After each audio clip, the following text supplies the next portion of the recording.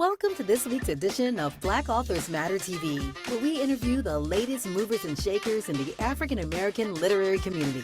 You'll meet some old friends, discover new ones, and stay abreast of the latest book developments around the country and even the world. So sit back and relax for the next 2 hours with Black Authors Matter TV co-hosts Gwen Richardson and Dr. Rhonda Lawson.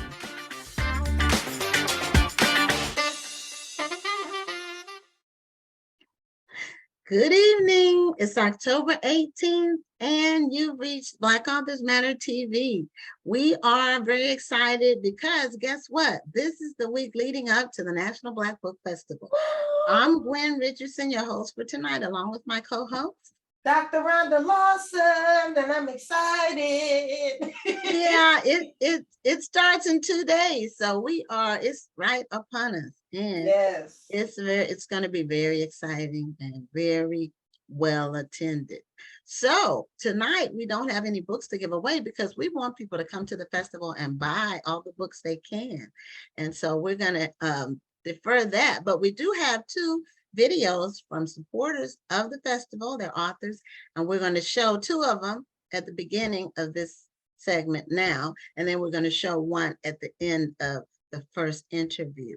So enjoy these videos.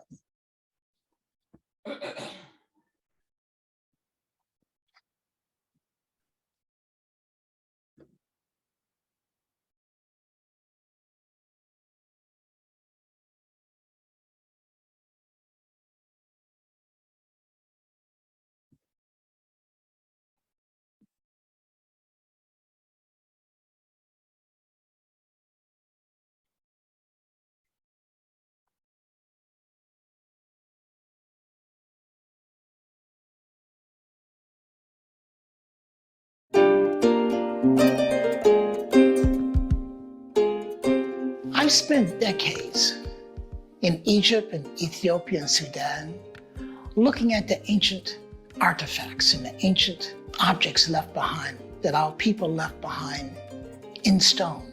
Messages for the future, snapshots in stone about who they were, and messages that have been there waiting for the future for us to retrieve.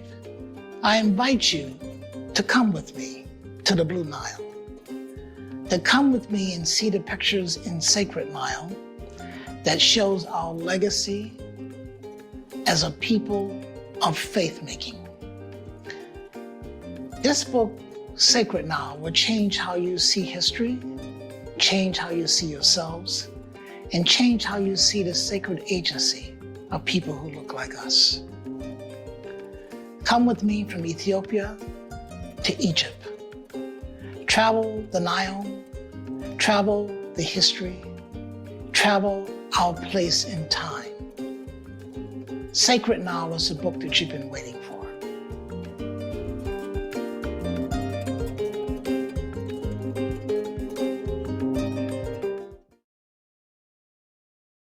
Okay, so those 2 are the videos we're showing tonight from some of our supporters and authors who want people to know about their work. So we're going to be bringing on our very first guest. And our first guest for tonight is a award-winning and very successful author, Wanda Morris. And she has a new book out. It's called Anywhere You Run. And it's a mystery, but it's a historical fiction. And she's going to tell us which period she's covering in the book and about some of her other work. So welcome to Black Authors Matter TV. Thank you. Thank you for having me. Thank you for being here. So Great. I see Anywhere You Run on the right, which is in blue. And then your other book, All Her Little Secrets, is in red on the other side. Well, you know, depending on your vantage point. Right. Me, it's on the right and the red book is on the left, but you're probably the opposite. So first tell us about this new book, which, it comes out next week. So it's not even out yet. Yeah, that's right. That's You the have cover. your copy. I love And that we- cover. And Yeah. we had a advanced reading copy that we gave away on one of our shows. Oh, So good. yeah, the publisher sent it to us. So we gave it away. Is that we ask trivia questions about books, and then somebody wins it, and then we ship it to them. So Right. you've gotten some really good feedback already before the book has even come out. It's 15, one of the 15 standout historical fiction books to read this year by Oprah Daily. And then you got starred reviews on Publishers Weekly. So tell us what the period is that you're covering, because historical fiction can be really any period, and people do cover a variety of periods. So what is your book about?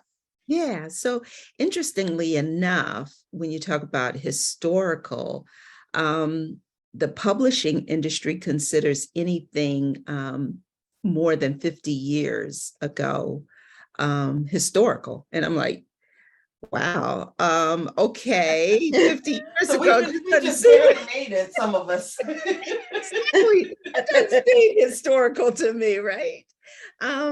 But nonetheless, the story Anywhere You Run takes place in 1964. And the book opens with the murder of 3 civil rights activists who had come to Mississippi to help Black Mississippians get the right to vote. Okay, so that's Goodman's, Warner, Cheney. Yes. Yes, Mhm. yes. Okay. And so they are brutally murdered. And against this backdrop, excuse me, I'm getting my books mixed up. I'm sorry, That's but okay.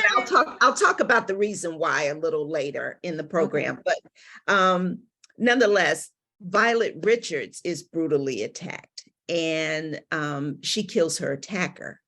But she knows in the Jim Crow South she won't get justice, so she takes off running. And she winds up through a series of twists and turns in a small town in rural Georgia. Her sister, Miracle, back in Jackson, is in a bit of trouble herself. She's pregnant and unmarried, which is a big no-no in the 1960s. When the police show up at her door looking for her sister, she decides she'll take off running as well. She'll get rid of the segregated South. She may be able to protect the baby. And as well, she'll evade the police who are looking for her sister. And she heads up to the north. But what the 2 women don't realize is that there is a man from back in Jackson who has some very dark secrets of his own. And he is hot on their trail because he has a really unique motive for finding the women. And so the book, although it's like a cat and mouse thriller, it deals with some really tough themes like racism and segregation, voting rights for Blacks in the 1960s, women's financial independence, a woman's right to govern her own body, gay and lesbian issues and the church's problem with gay and lesbian people. So it deals with a lot of tough issues. A lot of layers. Yeah, it really does. So I call it a coming of age story with a lot of dead bodies. Wow. But yeah, I mean, I'm listening to it, and you seem to attack maybe attack's not the right word, but you tackle so many issues in this one book. Did it seem overwhelming for you at any time when because you're trying to give respect to each of these issues in your story? Right. So because it is a thriller, just the nature of thrillers, they move very fast. And so what I try and do is let my characters do the heavy lifting in the book to explore these themes.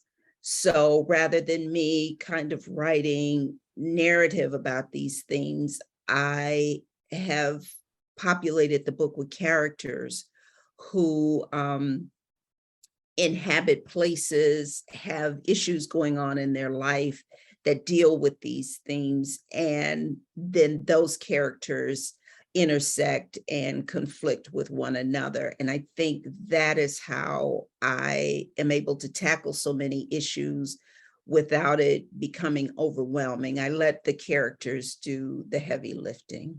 Right. And it sounds like such an author thing to say, but when you really get into writing, often the characters kind of tell you where they want you to go. I mean, you might have a plan of how you want this story to go, and all of a sudden you start writing, and then you realize, wait a minute, I didn't mean for my character to do this or that. Did you find that happening a lot? Yeah, it's interesting. People have asked me, well, do you hear the characters talking to you in your head? And I don't hear the characters talking to me. I hear the characters talking to each other in my head. And so I almost feel like I'm eavesdropping on conversations. And so I just try and write it down as fast as I can. And so, yeah, once those conversations start to take place between the characters, you're absolutely right. Then they may go off in a different direction from what I had planned in my outline. I always start my books with the, a short outline. And then those conversations start to take place and the book may go in a different direction. Yeah, that conversation back and forth in your head is the dialogue. And, when you write fiction, well, from when I write fiction, I have to think of, okay, they're talking. What would he say? And then how would she respond? And then what would be his response to that? And then you have to go back and forth. And sometime in that back and forth, it might take you in another direction too. Just in that the conversation you're creating in your head to write the dialogue for your characters. Yeah. Yep, absolutely. Now, your two main characters, the two that are pictured on the front, are they? Do they know each other? Are they friends? Or you mean in real life? No, I mean in the storyline. Oh, these two in the storyline are sisters. Oh, they're sisters. Okay, they're sisters. Okay. So yeah, this is Violet and Marigold, and so the story is told in multiple points of view. And so, each chapter will tackle a different sister telling her version of what's going on in the story. I noticed that both their names are flowers. Was that intentional? Yeah, there's actually a third point of view, and that is the third sister, and her name is Rose. And they were referred to as Mama's Little Bouquet because their mother said, when she gave birth to them, she was bringing something beautiful into the world. And it's my nod to how Black people had to constantly find the beauty amidst all the horror and trauma around them. And so, she's raising 3 girls in the Jim Crow South. And, to her, they were beautiful. They were flowers. Yes. And so she gave them names by flowers. The third sister has a point of view, but she's deceased. It's not a spoiler, but she is deceased. And her story is told through a series of diary entries. Yeah, it sounds like I love historical fiction, so it sounds like something that I need to put on my to be read shelf, which is constantly growing. And yeah, mine too. But you don't see all the books below here, but yeah, I have stacks of TBR. Yeah, what I do is I refer them to when I do my book club. One of my book clubs is everything's on Zoom. Our book club went to Zoom because of COVID, and we stayed on Zoom after just because it was so convenient. Yeah, it just continued to meet on Zoom. It just works, and then nobody has the way of life now. I mean, it is. But it's been actually 2 years since COVID, and I'm still teleworking. We go in once a week. I went in today, and other than that, we're zooming it up or Teamsing it up. We're on Teams. Yeah, but that's been the gift amidst all the horror of COVID has been this ability for all of us to connect through these platforms. And for me as an author, it's really good because I'm able to reach many more people now. I do Right. a lot more book clubs. Had we not gotten on the Zoom train, I'd still be limited to Atlanta book clubs. But, you know, now I do book clubs all over the country because I can simply tap into Zoom. And that's a gift because you reach that many more readers. Absolutely. Yeah, you Mhm. do. You do. So are the first book you had, All Her Little Secrets, are the two books connected? Or are they standalones? So yeah, that's an interesting little Easter And they look egg. like they're thick. They look like Um, this one is 350. about 300. The first book is about 370 pages. That's Okay. pretty thick. Yeah. And the second book is 400 pages. Oh, that's But very I am thick. told it doesn't read like 400 pages. People Well, say that says a lot about your about your writing. I If hope you're so. able to write a lengthy book and people don't feel like it's a task to read it. Yeah. So it sounds like everything is pretty fast paced. There's a lot of action in the story. Mhm. Yeah, I think it was Toni Morrison who said, you know, write the book that you want to read. And Yeah. I like to read books that move fast, that have things going on in them. I like, you know, pretty words and language too, but a book has to, you know, be going somewhere for me. And so I try to do that as well when I write. I like pretty words and language, but after a while, I'm like, okay, how long are you going to describe this one thing? Can we move on to something else? Right. Or to every tell me that you were single, happy is a bit much. yeah, I was reading one book, and every single mug that this character drank coffee out of, he would describe the mug. It had no significance to the story itself. And so I don't need to know that. You know what I mean? It just made this thing drag. And this was not a thick book. So a lot of times a book if it moves, the 400 pages don't seem like a lot. But Right. if Yeah. it doesn't move, 200 pages can be torture. True. And so, Mhm. you know, Mhm. it's just the way the writing, it should move. The story should move. It shouldn't take like 100 pages to get. I read one book and it was like a bestseller. It was years ago, but I got to 100 pages. Somebody died like in the beginning, Mm. and they didn't have the funeral till page 100 and something. And then, I mean, I was like, okay, what? And I think the book was 500 pages. So I mean, this is too.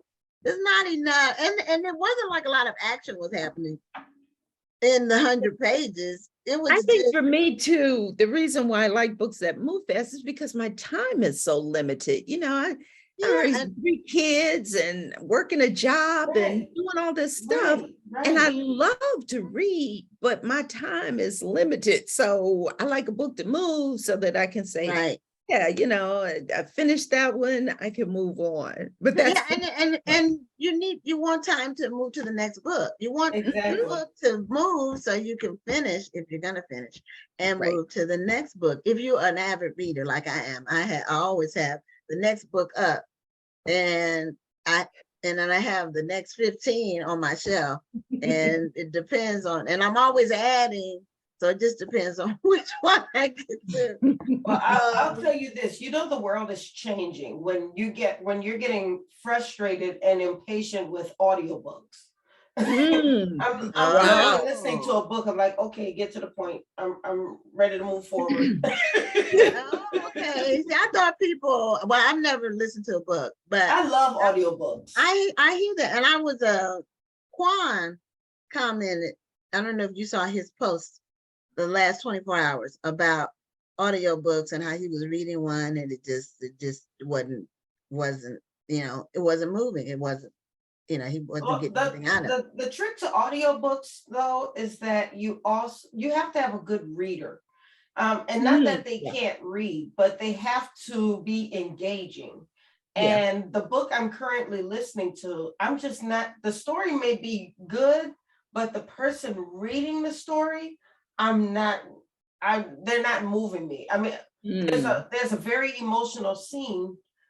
And I just didn't feel that the reader really encompassed the emotion that should have been in that piece of the story. Mm. And so that's why I was like, okay, I want to finish reading it, but I feel like, okay, this is really ruining my experience of reading this book. I almost want to just go ahead and read the physical book instead of listening to it because I don't like the reader. Yeah, yeah. Yeah. The Now, are your books on audio? narrator makes a big difference. Are your Yeah. books on audio? Yes, they are. They're both on Wonderful. audio. Yeah, audio, Audible. Yeah, absolutely. Okay. Yeah, And I might try to do the one. narrator is really good. She's an actress out of California, Susie Hawk, and her voice is so good. The first time I listened to my own book, now I'm listening to it, and because the book has lots of twists and turns, and she got to one part and she was so doggone good. I was like, oh crap, what is going to happen? That's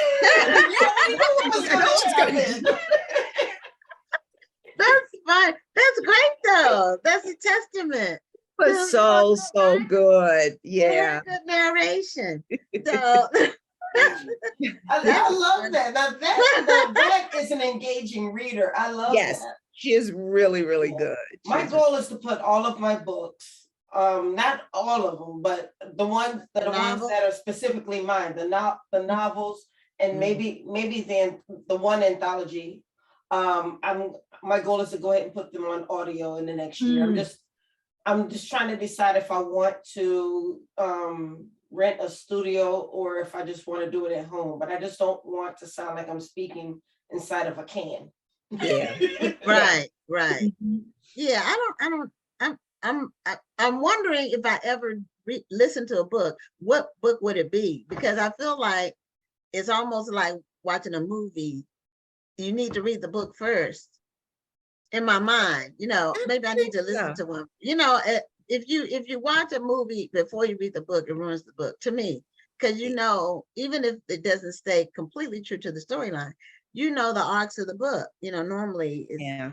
Well, let me recommend this book to you to do your first audio book. Okay, all right. I just haven't done it yet. It's like I'm glad you held that book up because Lydia Brew wants to know what Her Little Secrets is all about. All of those secrets. Oh, thank you. That's a great question. Thank you for asking. All Her Little Secrets is about a woman. She's a Black female lawyer, very successful. She works in a corporation as their in-house lawyer. And she has this, great life, great group of friends. And she walks into the executive office suite at her company one morning, and she finds her boss dead of a gunshot. And then she does the unthinkable. She actually walks away and doesn't call the authorities. And the reason why she's done that is because she has a lot of dark secrets in her past, including a younger brother who's served some time in prison. She has a dark past from growing up in a small rural town. And so she's been keeping all this secret, but unfortunately, the police get involved and people start gossiping around the company, and her life starts to unravel as she now has to race against time to protect her brother and stop a really sinister scheme that she uncovers once she's promoted to replace her boss. So it is a thriller that deals with issues of working as a Black woman in corporate America and working in toxic environments, because the scheme that she uncovers is really sinister and it has the potential to harm a lot of people across the country. And that sounds like my kind of book. Yeah, they both sound. I love that. They both sound very interesting. Like they have some depth to them. It's something you can really sink your teeth into. Your literary teeth. Yeah. And, now you got a lot of a promo and love from this first book. It was the Book Buzz pick by Good Morning America. and it was serialized in Entertainment Weekly and the Marie Claire Book Club. So I'm understanding, from my understanding, that was your first novel. Is that correct? Yeah, it's the very first book I wrote. Now, it took me a few years to write it, but yeah, it's the first book that I wrote. I started this book way back in 2008, and I'd written the majority of it. I hadn't written to the end yet because I never know how my books are going to end. And then I put the book away. I put the book away because I convinced myself that, it wasn't very good. You already have a job. Why are you trying to write a book? Why are you trying to write this book? This book is full of horrible people doing horrible things. Why do you want to do this? And nobody wants to read this. But all those excuses were in the back of my head. And so I put the book away. Those are the stories that you told yourself. Yes, nobody else told me this. You are right, Rhonda. Nobody else told me this. What This is helped what you I'm to telling overcome myself. those doubts and say, well, I'm just going to go for it? I had gone through a series of health challenges. And when I came out on the other side, I decided, you know what? I need to start doing those things that give me peace and joy. And writing has always been that. And so I pulled out the manuscript, and it was bad. The first draft was really bad. It stunk up the place. But I figured I could make something bad better. And I started tweaking it. I started taking, craft courses and online courses and doing everything I could to learn about writing a book. Yes. And finally wrote to the end, and then thought, oh, I'll just, get an agent, and then it'll be, I'll get it published. And it wasn't quite that easy. And so that started a years-long journey of rejection. The book got a lot of rejection. And I mean, some of it was warranted because the book wasn't really ready yet. But I just kept at it, because by the time I had finally finished it, I decided I love these characters. I love Elise Littlejohn and her brother Sam and her aunt Vera, and they were like family to me. And so I just kept at it. And finally in 2019, I found an agent who signed me up, and like 9 months later or so, we went out on submission, and we were in an auction. Well, I know we're running out of time, but I have to ask, first of all, congratulations on keeping at it. And being able to find an agent who saw your story the way you saw your story and helped you to shop it. But it's one thing to get published. It's another thing to get the amount of publicity that you were able to get with, Good Morning America, New York Times, and so forth and so on. What went through your head when you found out you were getting this type of attention? Well, first, I thank God, the creator, because none of this would be possible without him. And then I had this gospel song in my head the entire time I was going through all that rejection. And it's a song that says, I almost gave up. Yes, I love right it. At the edge of a breakthrough, but couldn't see. Kurt Carr. And that song, I used to just play it on a loop, because I kept saying to myself, I might be this close, and if I give up now. And so when I finally came to a point where the book was named as a lead read for the publisher across the entire spectrum of the publishing company. And when I got to that point, I realized that, everything that God had promised, he said he'd do, he did. And if I just had faith, that it would come to fruition. Which brings me to the reason why you guys are the first I can tell this to. They just announced it. All Her Little Secrets is going from book to film. Come on!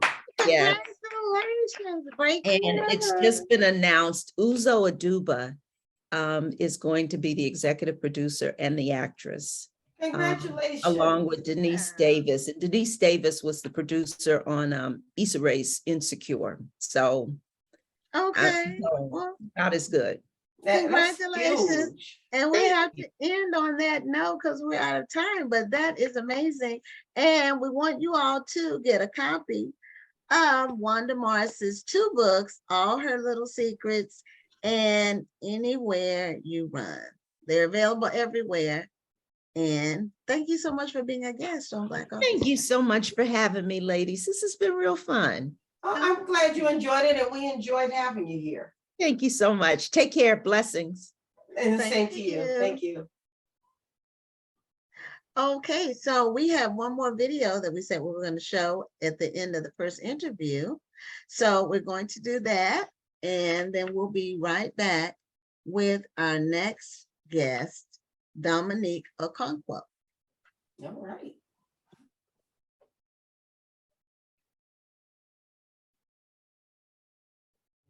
From Chapter 1, 1890, at the boarding house.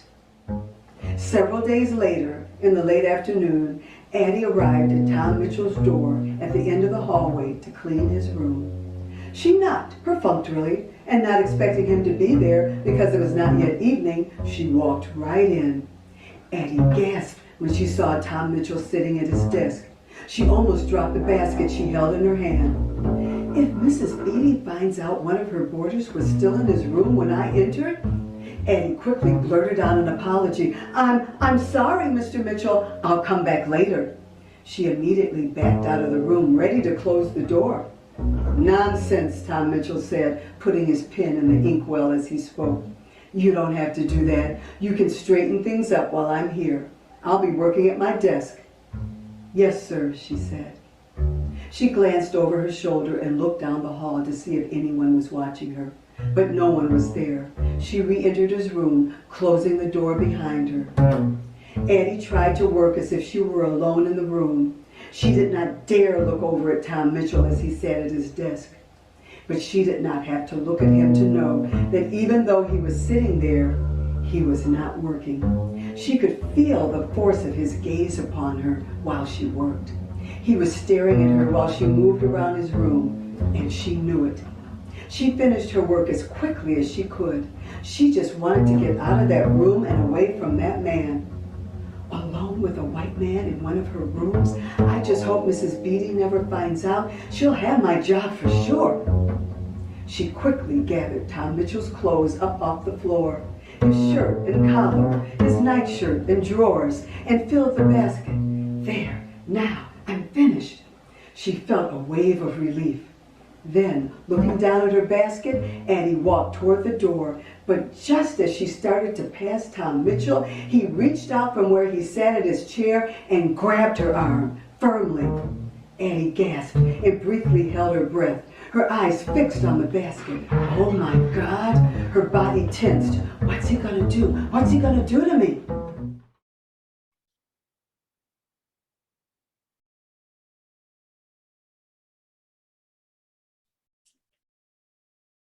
I was waiting to see what he was gonna do to him.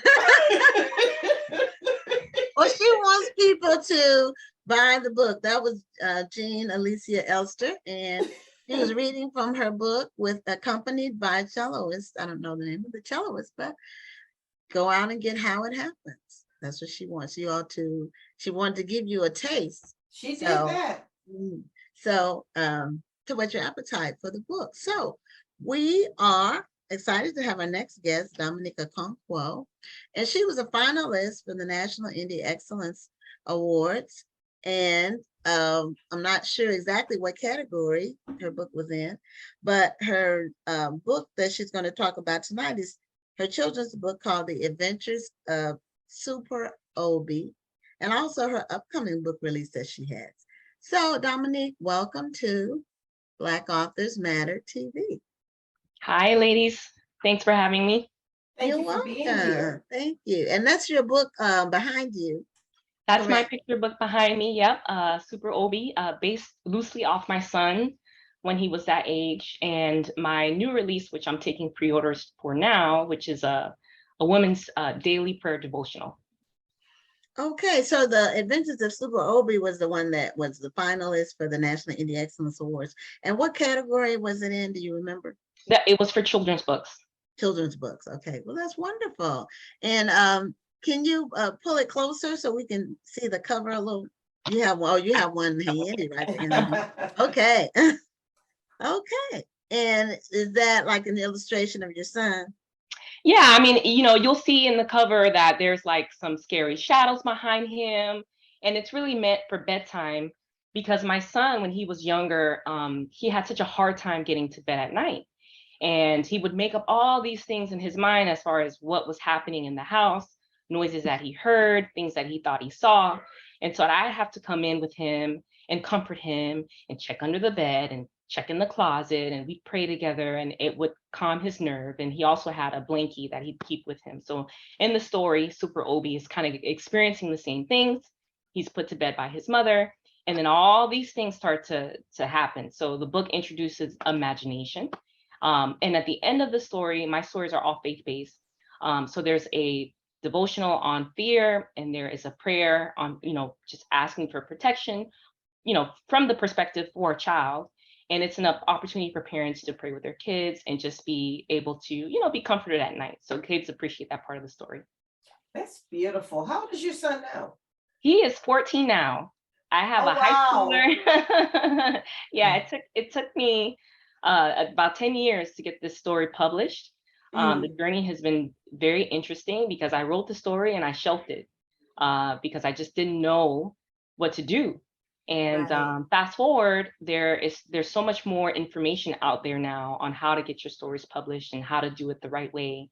So it was a good time for me to kind of explore that. And so I'm working on the second book in this series that should be released either later this year or early next year. I'm halfway through the illustrations, also faith-based.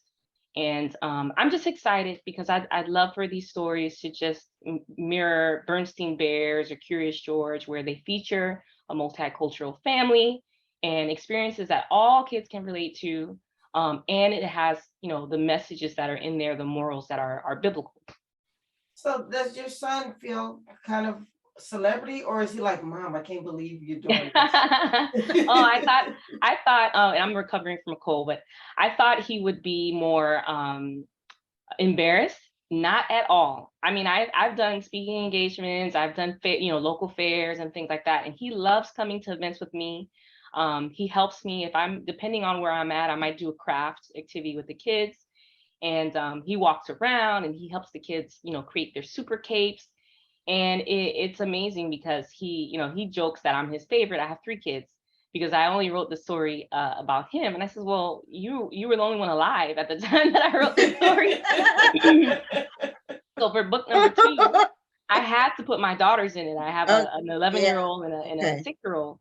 And so they're in there for book number 2. The whole gang is in there, Okay, because I was just thinking that, okay, the daughters are going to be upset. They want to be celebrities too. Oh, no, they were not having it. And, I take him with me to these events, and they like to come too. The little one, after about an hour or 2, she's kind of, pooped out. And so it's an opportunity for us all to be together. Like if we do local fairs and things like that. Recently I did one at a farm in Miami here, and they have hay rides and there's a petting zoo. So I did a reading and a craft there, and we all came out, and so it's a good opportunity to mix what I enjoy doing with who I love being with, which is my family. So it's been an awesome journey. Beautiful. Yeah, it's good to I think projects like this kind of bring families together. And I don't think and we've been doing the show for a while now, and I don't think we have ever heard a parent who's based a children's story around their actual child. I've never heard a child say, "Stop, you're embarrassing me." And I think that says a lot. Yeah. Do you remember anything like that? Do you remember any parent saying their child didn't want them to be featured? No, they all were, all the kids were excited to be in the book. I mean, so that's kids, everybody wants to be a star, even kids. So that kind of sets them apart. But if you have more than one, you have to do a similar thing Right. You have to, with all you have of to them balance. because No favorites. you can't do something for one. You have to do nothing for all or the similar thing for all. Those are your two choices. And one interesting thing that you talked about, that the last guest talked about, was that you shelved your book for a while. She had started hers in 2008 and then didn't get it, didn't seek an agent until 2019, I think she said it was. And so I know when I wrote my first novel, I put it aside for 3 years. It took me a total of 5 years to write it because I wrote like 2 chapters and then I put it in my lingerie drawer and just Not left the it there. lingerie drawer. You were hiding it. You were hiding it in there. You didn't want nobody to find it. And then You could have put it in any drawer. You could have put it in the junk drawer. I did. And then 3 years later, I started thinking about it. I said, you know what? I need to pull those chapters out. I need to write that book. And then I reread it, and it was pretty good. I said, this is pretty good. I had forgotten what I had written. It's been 3 years. And then then I kept going. It took me 2 years to finish it after that. So, a lot of people have on the show have had books that they have shelved, or, I mean, it's very common. They took, some people it's 20 years, they waited, they just weren't ready for whatever reason. So, people should hold on to whatever dream they have, because move forward when you're ready to move forward. right. But at the same time, listen to God, because he's probably telling you that it's time and you're thinking it's not time yet, but your timing is not like his timing. Yeah, and you can talk yourself out of doing stuff too. You can the voices in your head. I just need to know, Dominique, did you put your book in the lingerie drawer? Yeah. I left it on my computer because I typed it up. I wrote it up in a night. It was, something that I saw my son do. He was wearing his Superman PJs, and in the back of the book, I have a picture of him at the moment where I wrote the story. He's holding his blankie. And I wrote it that night. It had this vision of him. I said, he's such a character. And I wrote the story exactly how it kind of happened that night, because I was up late, soothing him, reassuring him. And I told him, you're super. Like, you got up, you went and found me. So there's a lot of those themes in the book. But then life happened, and it's funny because as I started during COVID, and I think there were a lot of COVID writers as well, because you realize with everything happening, life is short, and you're stuck at home and you're like, man, what am I going to do? And you start to think about all the things that you haven't done or could do. And I convinced myself, you know what, now is the time to do it. If I don't do it now, I'm never going to do it, because I'm home. I don't have to take kids to soccer practice. I don't have to take. So I went down the path and I was looking for agents, and I crowdfunded money, and I did the whole thing, and it was a lot of work, but I'm so glad that I did, because having gone through that first pass and getting the feedback that I've gotten, honestly, because when you're creative, the moment that I started mailing the books out for those who had pre-ordered my book, because I did a Kickstarter, I got nervous, because I was like, oh boy, I know it's good. I think it's good, and then so you start sending it out, and it's not just friends and family, it's people who found the book and neighbors. I passed out cards. But then you start to get the feedback and you're like, oh my goodness, I'm so glad I didn't talk myself out of this. When there's a little boy in our neighborhood, when he sees me, he kind of ducks, right? Because he thinks I'm famous. It's so cute.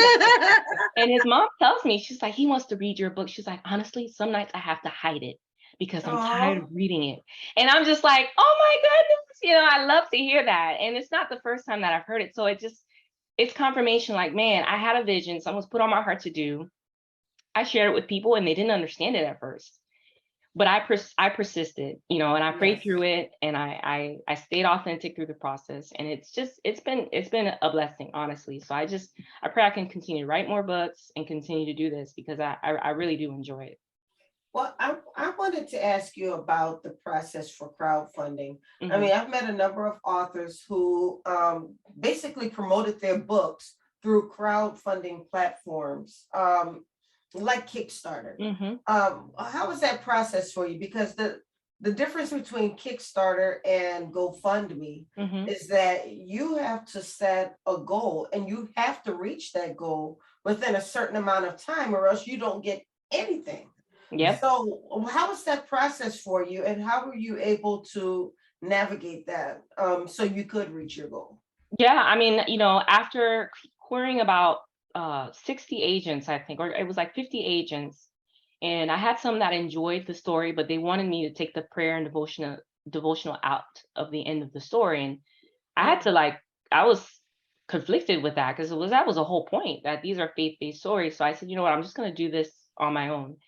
And so thinking through, okay, there's an upfront cost to picture books. You have to pay the illustrator. I mean, there's Yes. Yeah. that cost, depending on which way you go, it could be very high. So I said, how do I do this in a way where, I don't start off in a double negative, but I'm able to, continue to write and have the money upfront to pay all these upfront expenses. So after doing some research, I decided Kickstarter was the best for me, understanding there is a risk, because if you don't meet your goal, it's all or nothing. So if I raise half of my goal was 6,500. I actually raised over $8,000 from my Kickstarter, and I did it within 30 days. I think I raised the funds within like 2 weeks. So I was, I was nervous. I was like all the things. And so I was grateful for that. But I knew that the risk was, if I didn't raise that $6,500, if I raised half of that come day 30, which is a time frame that through my research is the best, because you don't want to do it too short and you don't want to do it too long. Right. That you lose all the funds that you raise. So there's a lot of pre-work that you need to do before you start the Kickstarter, because that way you have a better probability of success, which is just getting it out there, putting it Right. out there on my website. I started to blog my process. I shared early on images from the book. I asked for advice and feedback. I had an email list of friends, family, and people that I met at events that I would take their information and I would get them as part of the launch team. And I just shared my journey so that when it was time to, pre-order your books and your stickers and your blankets, people had an idea already and they were already invested. Right. And so I Right. think that's Right. important. And just researching what works, what doesn't work, what you like, what you don't like, what you can actually do, because I've seen authors kind of put themselves in a corner where they have to deliver so much after they finish their Kickstarter because they promised the Yes, they world. promised. Yeah, I was just about to say that they promised the world because they were trying to get so many people to donate, and now you have to deliver all of And that. now you have to deliver. So I kept it simple. I actually went and got these custom blankets embroidered, similar to what Super Obi has in his book, Dear God, Thank You for My Favorite Thing. And it's embroidered and it's a luxury, like a keepsake blanket. I had sticker sheets, 8x10. I had the book. And I had bundles, and that was it. I'm trying to think. Oh, and I also had where if you wanted to get a custom portrait of your family, similar to how Obi has a custom portrait of him and his parents. Yes. Okay. Yeah, my illustrator would, I would send your picture to my illustrator, and they would do a whole poster in the illustration, similar to what's in the book. And so those are things that I knew that if I planned, they would be easier for me to deliver rather than, some of the stuff that I've seen. So the research took longer than the actual campaign. I put it that way, just sourcing everything. But that's the best thing, is that you did the research Mhm. before you did the campaign. I think the first time I ever tried a Kickstarter, I didn't do that. I was under the impression that I could just put it out there and people would see it. Yeah, build And, build it and they will come. exactly. Yep. But they say when you know better, you do better. So if I Uh-huh. ever do a Kickstarter campaign again, doing that research, establishing the audience prior to actually doing the Kickstarter is a really beneficial thing, because once you get started, like I said, you only have 30 up to 60 days to make this money. Mhm. And if you don't make the money, then all those people who promised you $400, $500, you're not getting it. Mhm. And they just save some money. Yep. And I think my average, they it's good because they give you analytics and things. And my average donation, I think, was like $45. So you're not collecting, some people, if they have good connections, they get lump sums of donations or or orders, because you're pre-ordering the book and whatever other things. But for me, it was really just people ordering a couple books, ordering a blanket. It was like, Right, on right. average, it was about $45 per order. So, but amen. That was a stressful month. I'm not gonna lie, but we made it. You have to be in front of your computer every day. Oh yeah, because it's, there's you're not only just putting it out there and just letting it sit. You've got to get the word out. There's social media involved. I walked my neighborhood. I had postcards. I was handing out to my neighbors. I mean, it was a whole thing. And so, if you don't sell it, it won't sell. And so I'm not Kelly Rowland or LeBron James. I need to let people know who I am, so they can see what I have. Well, now you have a new book that's coming out, and people are able to pre-order it. It's called Prayer Journal for Women. Can we hear a little more about that? Yeah, so I wrote this story, and it's funny how God gives you a vision, and then sometimes it manifests into other things. So I do my daily quiet times and devotionals, and I do like to have material to help me do that, depending on what I'm looking at. So I did my personal study during COVID for the fruit of the Spirit, just trying to understand what God wants when it comes to, patience, joy, kindness, gentleness, all that stuff. And so as I'm going through it, I'm sharing some of this with a friend of mine. She says, man, you should make that a book. And it clicked. I was like, oh my gosh, I could totally do it. I know what I'm doing now, And so I came up with this Remain in the Vine, a 10-week daily devotional prayer journal on the fruit of the Spirit. So each week will take you through the 9 fruits. And then the final week is a summary of those fruits. And within the prayer journal, and you can see like pages on my website where you'll get like and you see it behind me. Yes, you can see the inside. You have to hold it right in front of you. Yeah. Virtual thing going. Yeah, So you can see like there's like the scripture, there's a devotional. Okay, and then you have like area for taking notes. And so I share, there's some every scripture. The devotional is a combination of personal experiences, some anecdotes, some facts. And I did have, because I, for me, I've known a lot of authors, both traditionally published and self-published. And I always want people to look at my material and not know what it is, like if it's traditionally published. And so I want the quality to be and the content to be key. Yeah. And so I had a pre-launch group of women that I trusted, some of which are watching this right now.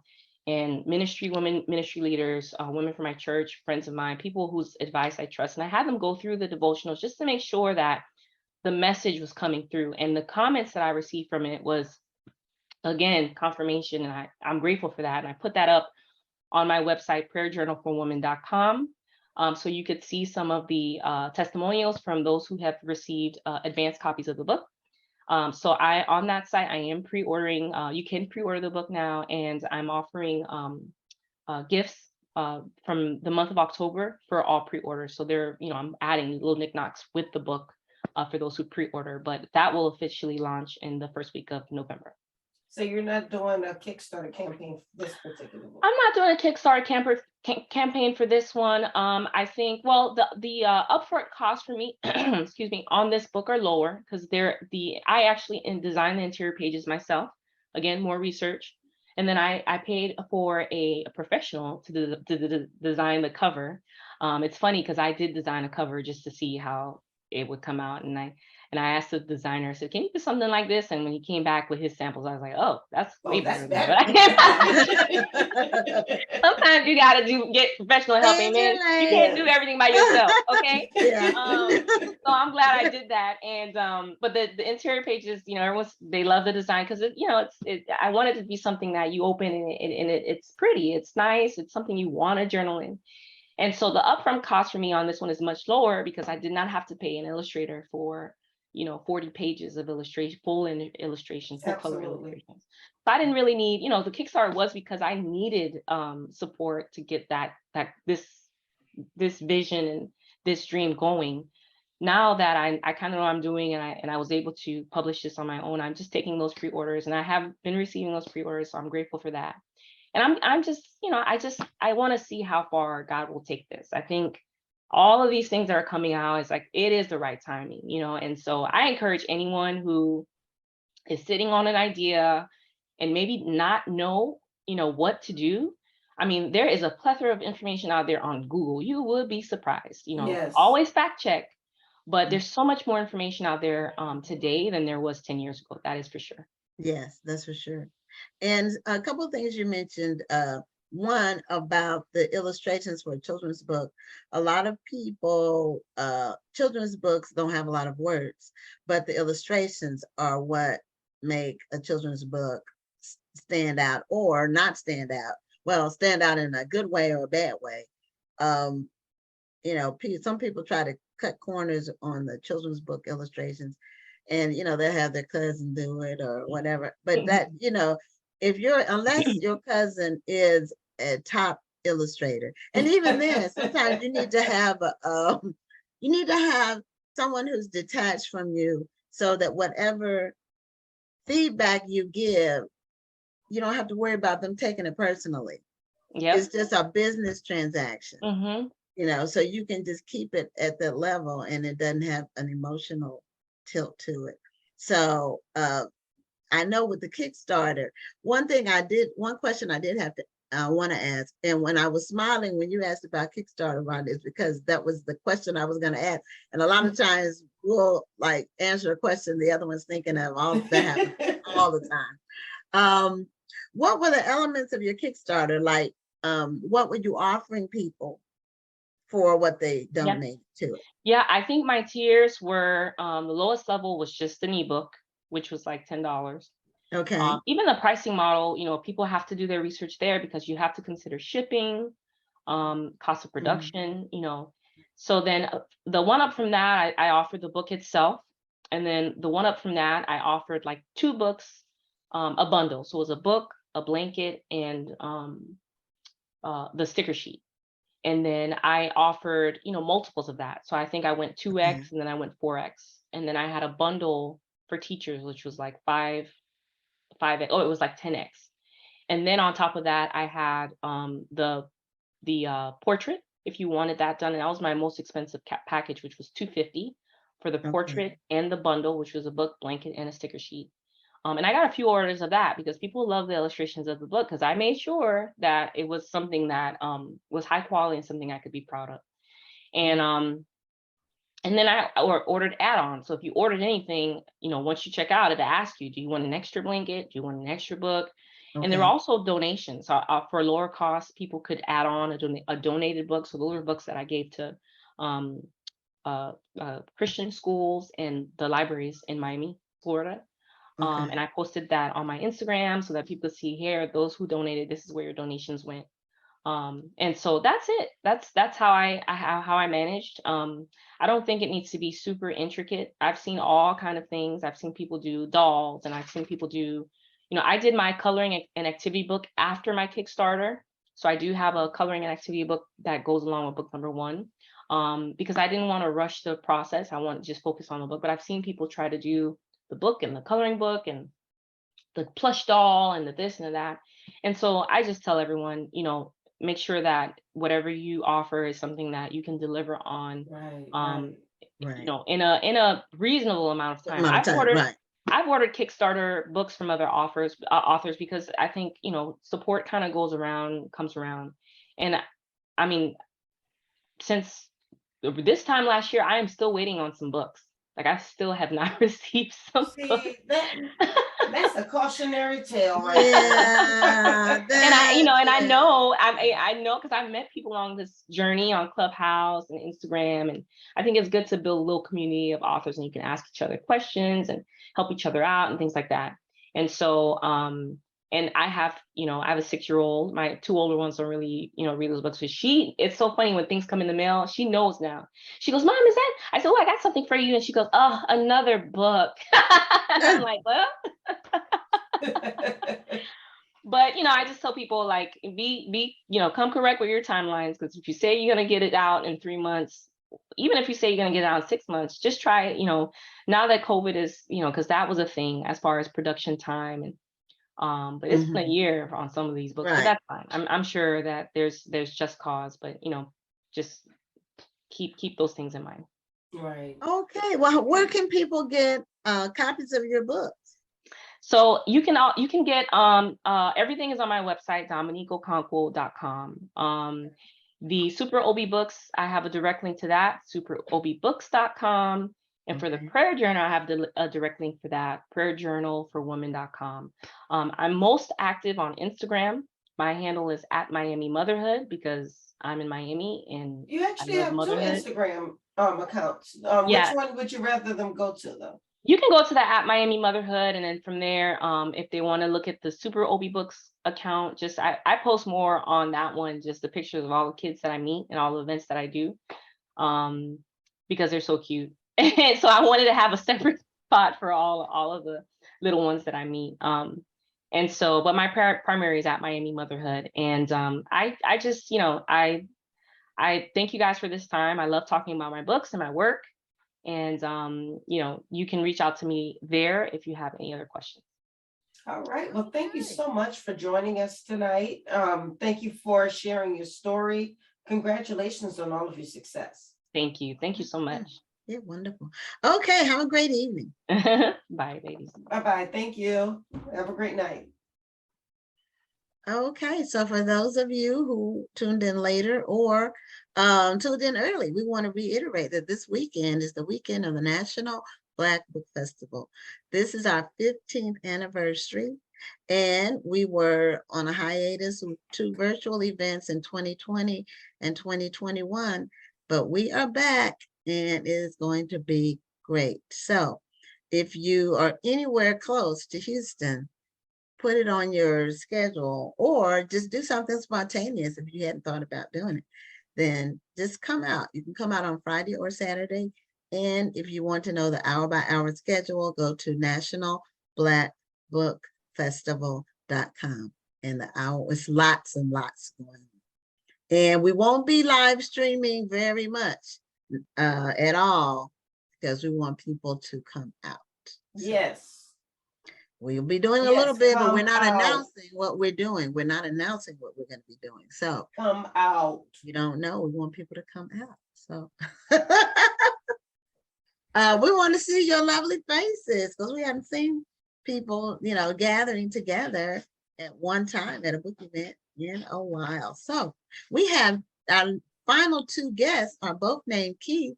The first one is named Keith Kareem Williams, and he is joining us from, I believe, Brooklyn, New York, unless he went on a trip and then decided to do his interview. So, Keith, welcome to Black Authors Matter TV. Thank you for having me. Thank you for having me. I've been looking Thank forward you to for being it. here. As soon as I got the email, I was like, yes, I couldn't wait. Oh, Yeah. well, thank you. We're glad to have you here. This is going to be a fun interview. I can already feel it. Yes. You're I'm a barrel. giving high vibration. And congratulations are in order, because you won Best Male Author Award this week. The award was, I believe, done by the Building Relationships Around Book, Yes. and BRAB, and they handed out quite a few awards this weekend and posted the winners of each of them. And I think all of them are among my Facebook friends, because I was seeing them. Everybody was posting their award. So congratulations on that. Thank you. Okay, so you have 21 books and 7 screenplays. Man, That's a lot of writing. When did you write your first book? When did your first book come out? my first book came out in 2004. It was something that the title is Water Flows on the Doors, and it was something that I started before I dropped out of college. I had a fiction workshop my last semester before I took a break and never went back. And so you got motivated by that one workshop? Yeah, I was always, as a kid, I always would win poetry contests, essay contests, but I never thought about it as a career. It was because sometimes, you're good at something, so you at times you can take it for granted because it's easy for you. Mm-hmm. And then what happened was I took the fiction workshop. I was in college, I was undecided because I actually wanted to be an engineer at first. I was doing calculus when I was like 14 years old. So that's what I wanted to do. And when this professor, he read what eventually became the first 2 chapters of Water Flows Under Doors. He said, do you pay for school? I was like, yeah, I'm working 2 jobs because I had moved out of my mother's house. I have my own apartment. And I said, yeah, I work 2 jobs. He said, 1, you shouldn't be paying for school. 2, this is what you should be doing. Mm. And he encouraged me in somewhere on one of on when I turned in the draft of the work, my mother, I'm sure she has it somewhere. He wrote, this is a tale that Spike Lee would be jealous of. Wow. I was That's like, oh, yeah, huge. Mr. Man, you think so? You know what I mean? Wow. Mhm. But I put it aside because, like I said, I dropped out of school. I was busy taking care of my family. I had a son. I'm a young dad with a whole family. All these things kind of fall on you right away. So Yeah, I got life happens. right, Right, life, right. like basically to keep it short, life happened, right? Yeah. But then right around the time, like right after we had our daughter, I said to myself, I don't want to, let me see what I could do with this. I don't want to give up on it. So I finished it and I started doing a lot of research because my writing style is, I just believe that publishers wouldn't get it. I didn't see a lot of books written from my perspective in the marketplace. So I started researching self-publishing. And it just so happened, when things are in alignment and they line up, Yeah, when it's time. right? Mhm. So when I finished the book, one of the print on demand companies was actually having a sale around Christmas time and it was half off. I was like, sounds good to me. At that time, I had them, I didn't know how to do a lot of things in terms of formatting and so on and so forth. So of course I paid them, but at a discount. And then when I got my tax return, instead of buying rims for my car or furniture or anything like Yeah, that, the normal stuff, the normal stuff, I just bought books. So now I have this boxes of books and I'm looking at them and I'm like, what do I do with these now, right? And my younger brother, I call him my little big brother, he came over, he was emotional. He said, you got your books? I said, yeah, I got the books. He said, all right. He took a stack and left the house. I said, hey, I paid for those. He's like, I got you. He went around to everybody that we knew, barbershops. I'm about to say, you live in New York. That's back Yeah, in 2004. yeah. That's what we were doing. And Yeah. he came back with the money, and he had a lot of the books with like names, like on little yellow slips of paper, because he wanted me to autograph the books, and then he would take them back. And then life happened, put my career on hold for a little while. So that's why you'll see a gap where my first book was 2004. I didn't release the second until 2010. But by the time Seems like you were busy after that. yeah, you know what? It went well, and life happens. Right. Sometimes I think about what would have happened if I kept that momentum going when I first got started, because I couldn't keep the books, and these were strangers telling me, oh, we love this. Anyway, life happens. 2010, fast forward, I'm a single dad. I'm raising 2 kids on my own. And I was gainfully employed. I was a manager on my job. I made decent money, but I started feeling, a coworker took a copy of the book that was in one of the offices, and she read it and she said, I finished your book. And we were out in like the break area, and I said, how was it? She's like, oh my, this was amazing. I said, so I shouldn't be working here, right? She said, absolutely not. And that kind of planted a seed in my head. And then, I was working slowly on my second book, which was a difficult book for me to write because it was so personal. A lot of the things in the book mirrored things that were going on in my life from an emotional standpoint and from a relationship standpoint. So when I finished my second book, I was actually working in Manhattan, and I was on my way to one of my job's accounts, and it's in Times Square. And I see all these people going into the MTV building. They're going into Morgan Stanley. They look excited. They have their Starbucks. They're happy to go to work. And I was like, I don't feel like this. And the last straw was, I was parked outside of an office building, waited to meet with one of my company's clients.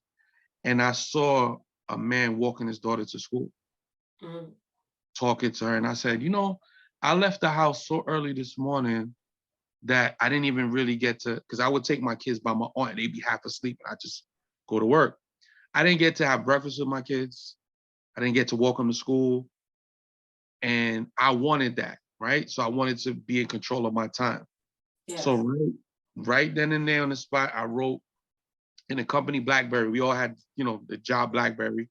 I opened up the email. I typed my 2 weeks resignation, CC'd all the owners, all the other managers, and I never looked back. And I took everything that I had. When I say everything I had, I mean everything that I had. And I ordered copies of my first and my second book. So now when I get these boxes of books, I don't have any more money. I have no choice but to get outside and move these books. And now I know that, I mean, whenever people tell these stories, I know that there's always somebody listening who says, I can do that too. Yes. And so I always ask when a person is telling this story to talk about the ups and the downs. Yeah. So were there times where you said, well, maybe I should go ahead and go back to work? Or was it something where you were just constantly at it and you just kept grinding? How did this process work for you as you were navigating this, where you were looking at your books and you'd already left your job and you said, okay, I have to make this work? Right. We lost sound. It's like it's going. Okay. Yeah. I keep telling people all the time that it was difficult, right? It wasn't always great. I'm grateful for the kids that I have because I had at all. Can you hear me? Yeah, it went on mute. It went on mute like while you were talking. So you said that you had your kids, something about your kids, and then I'm grateful for the kids that I have because they were very understanding, because there were times when the Christmas tree was empty, couldn't buy gifts because I have to choose, pay these bills, buy these Christmas gifts. They never complained. Christmas time, we would just, lucky thing I was able to keep the cable on. We sit around and watch The Christmas Story a million times. You know what I mean? Drink hot chocolate. There was always food. You know what I mean?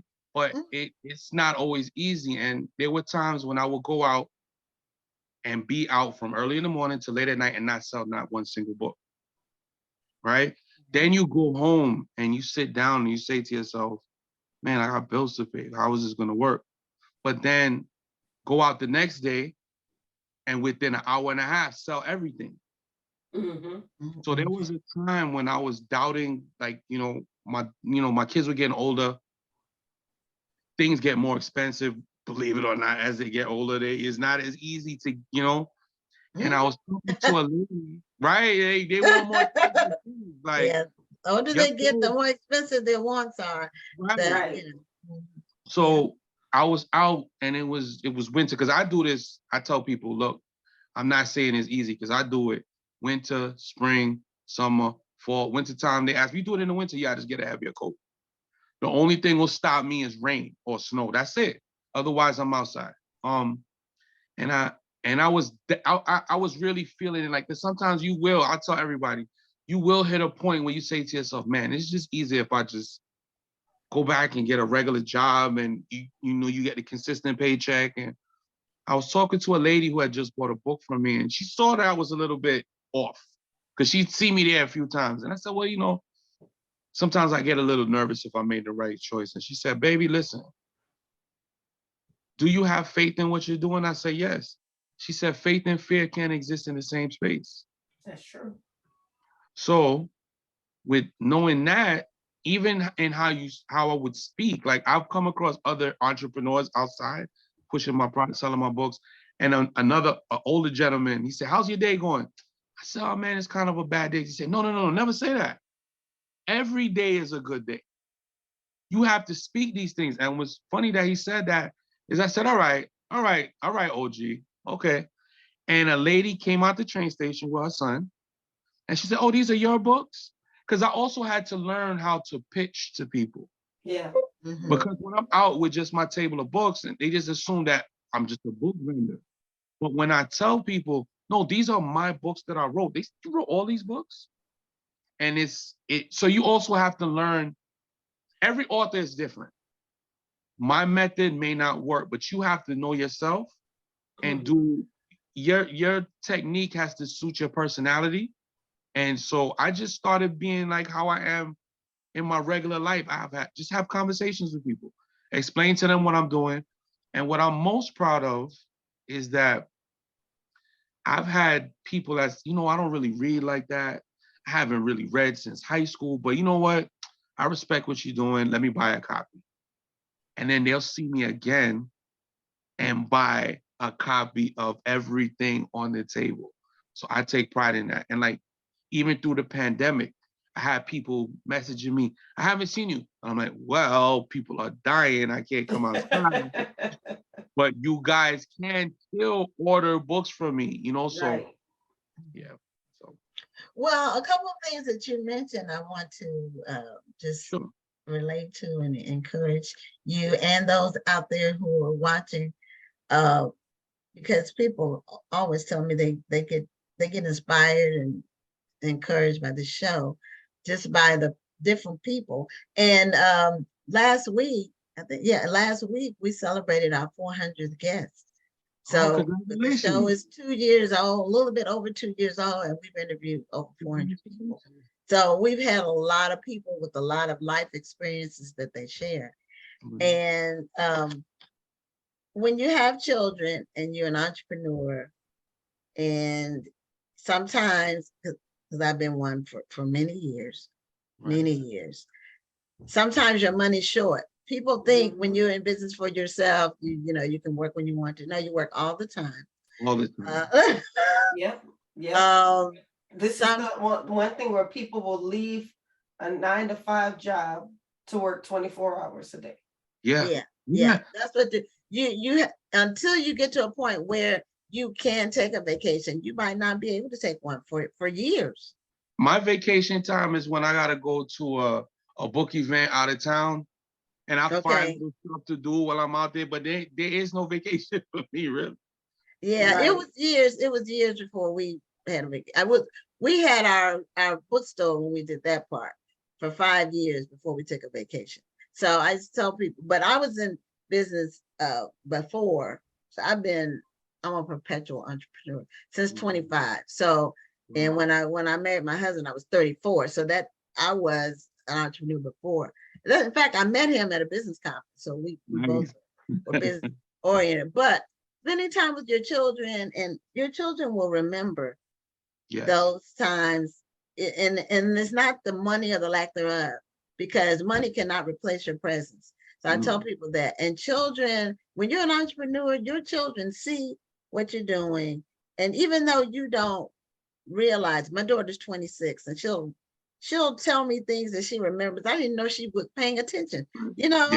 They see that you're working. They see the value of what you're doing. They see your dedication, and they take that to the job they're going to be on.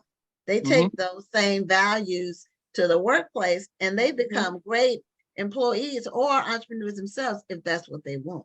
Yes. So, Christmas might be slim sometimes. We went through that a couple of Christmases where, it was real shaky. Right. We got some the stuff. great thing is that the kids understand. Yeah. And they understand we because were they see your process. Yeah, right. We were together, and they understood. They might have been a little disappointed that year, but now that they're grown men, my husband's sons, I helped raise him. So it's funny, the things that they remember that you didn't even know they were noticing, but you were there. That's what they remember the most. What I used to love the most is like parent teachers conference, going to the school.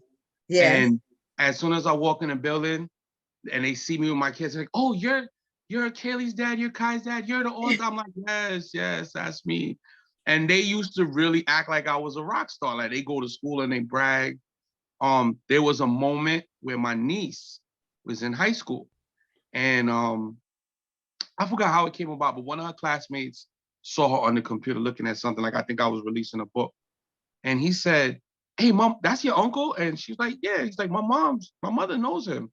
She's like, "No, she don't." And then he explained to her that his mother was a fan of, like, she had all my books. So, Oh, it's not easy, right? If you're not Right. willing to, the route that I took, if you're not for the sacrifice, because I gave up a lot. Like I had a nice car. I was like, nope, take it back, because I'd rather put my money into what I was doing. I took the train, buses. I then went to Atlanta and had to take the bus, which I will never do again. But it's when I look back, what I've taught myself to do is to fall in love with the journey. mhm. Sometimes when you see people, because if you just concentrate on the success, you don't celebrate everything that you do along the way, and you need to re-energize yourself and to keep yourself going. So Right. those small victories are important, because I had a conversation with my son the other day, and I said, listen, life will never get to a point where there's no problems. So just get that out your head.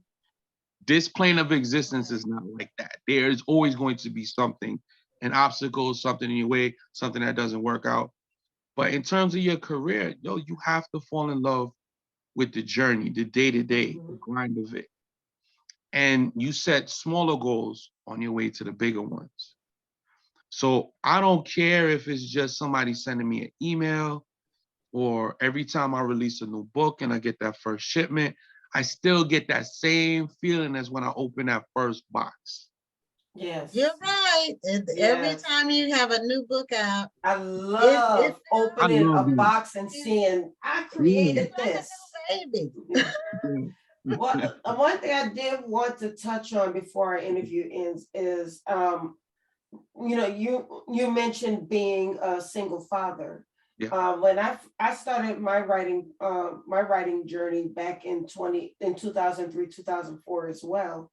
And I would take my daughter to my book signings with me, and she would help me to sell my books. Mhm. And I realized through that process that even though I was busy, even though I was grinding, Yeah. when I made it a family affair, Yes. it brought us together. We were still spending time together. And Yeah. so now my daughter's not trying to be an author, but she still recognizes my hustle. So she's now in grad school and she started her teaching career, So just because our kids may not do exactly what we do, Right. they know they recognize the hustle. So they know that they can follow their dreams, and we're going to be there for them just like they were there for us. Absolutely. Yeah, I'm glad that you mentioned that, because even like, with my kids, they have that. Like my daughter, she designs websites. She goes to college. She wants to be a teacher. My son didn't like school, but he wrote his own novel, which surprised me. He said, "Dad, I want you to look at something." He started working on his own book. I edited it for him. I started teaching him how to put it together. So he put out his book, and I was like, wow. So they do see. And as you said, those times that, it's unconventional, but Yes, Yeah. they but do in a learn good way. in a Yes. good way. Good way. Yes. In a good way. Especially when you're doing something legal. Right. You're not in an illegal Right. game where you got to be worried about the cops knocking down your door or somebody shooting up your house because there's some kind of beef going on. It's Right. And you Right. and you see what you just said about it even being legal, that you 100% right, because even outside of my own children, right? I've been on blocks that most people probably wouldn't go and think to go and sell books there. And sometimes there's been times where there's like, I'm selling books and there's young boys doing what they do, right? And they'll come and talk to me, yo, big bro, these are your books. And I'll talk to them. And there's one that I'm so proud of, because he was able to draw. And he would see me, but you could tell he's kind of shy. But he sees me making money, but I'm not doing what you're doing. Right. Right. You pay attention, I kind of have more people come to me because I don't have to hide what I'm doing. Right. Right. So he's like, well, yo, he's making money. I'm like, yeah, I make money out here. So he eventually showed me his drawing book. And I said, listen, he said, but what can I do? I said, listen, I started telling them what websites to go to. I said, you could put this on t-shirts, on hats. You don't have to be outside doing this running from the police. You have a talent. Right. So it's not just about, you know, one of the reasons why, like now, since the pandemic, through the grace of God, I haven't really been outside as much as I used to. You know, I still have an audience. I still sell books without going outside, but I still do it just because I like being outside and interacting with people and they hear my story and just talking to people and showing them like, look, man, you could, if you want to, you can. So.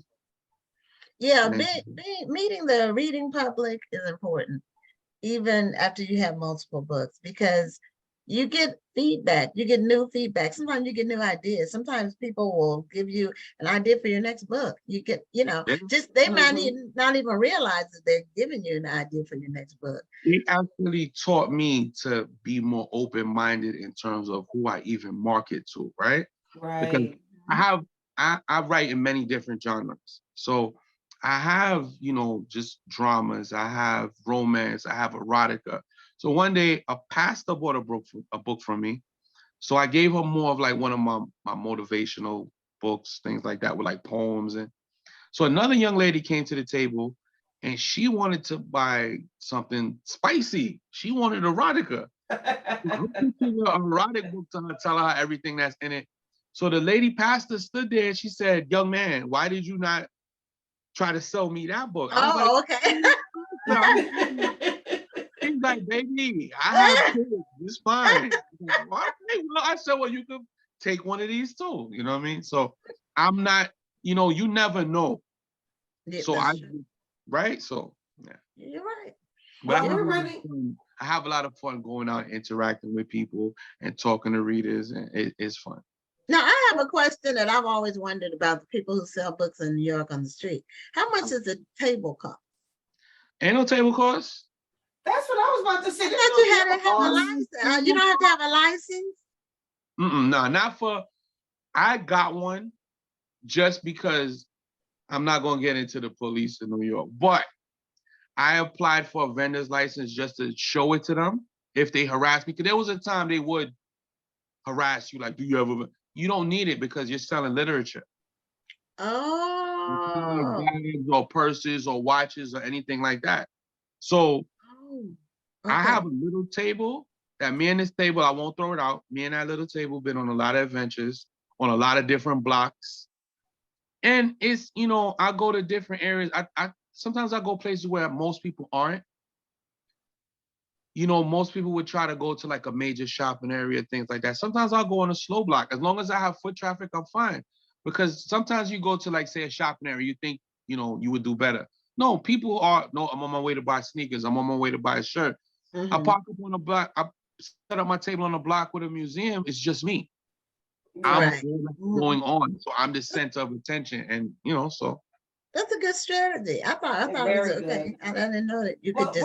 We're running out of time, but I did want to ask you about your latest book, Time Doesn't Stop for Broken Clocks. Yes, first of all, I love the title. Thank you. But in our last couple of minutes together, can you tell us a bit about the book? Okay, Time Doesn't Stop for Broken Clocks is an exploration of relationships, letting go, moving forward, and being present. So it's centered around one young man and 3 different relationships that he has. He's not a gigolo. One is from his past, which is his children's mother.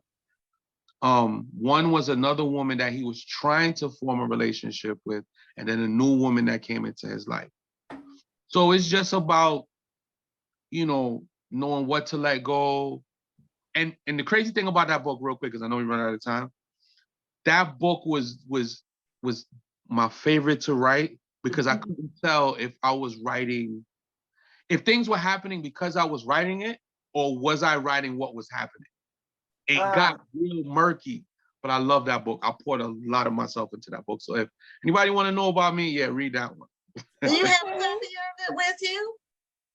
No, I should have. Do you have a copy of any of your books handy? Yeah, I have. This is the one. You can show us one. Quit my job for. Can you see it? No, it's like blurring out. Yeah, when Okay, you yeah, pull there it you go. back, yeah, Yeah, there you go. Okay. Mhm. Now what's the title? We can see your name. Open spaces. Open Spaces. Okay. All This right. is the one that I quit my job and said and never look back. So Okay, Okay. so that's your baby. that's my, Okay. it'll always be my favorite for that because I call this my freedom book. Okay. I Well, like that, the Keith, freedom book. congratulations again on Thank your you. award. It was a pleasure. And your success, and thank you for being an inspiration to all of our listeners and viewers, and keep selling books. Thank you, thank you, thank you. It's a pleasure. It was a pleasure. I'm glad to meet you. We followed you on Instagram. Let's stay in touch. All right. Take care. All You right, too. have a Thank good you. night. You too. Okay, well, I said we had two Keiths, so that was Keith Kareem Williams, and our final guest is Keith Thomas Walker, and he's a multi-published author as well, and he has more than 24 novels. So both of these Keiths are prolific writers, and we're excited to have you as a guest on Black Authors Matter TV. Hello, how are you? Doing Wonderful. great. Thank How you are for you doing? joining us tonight. I'm good. I got too many doors open back here. Let me close some of them. I just the closet. Oh, he turned off the camera so he closed He the went off door. camera to close the doors. That's funny. Well, since, Yeah. you know, until he comes back, when in the course of human events. Are you gonna recite it or are you reading it? You know, I knew I was going to be on camera. I just didn't know those doors was going to be like wide open. How are you? What's behind you is you had see I have a green screen, so what y'all You know can't what? see I me. need to start doing that, getting The things, being a little professional. Yeah, well, I like it because it's a consistent picture and I don't have to worry about what's behind me. I just like to show off my awards, so I don't put my green screen on. Yeah, If well, my trophy case looked like that, I show it off too. You got the right seat.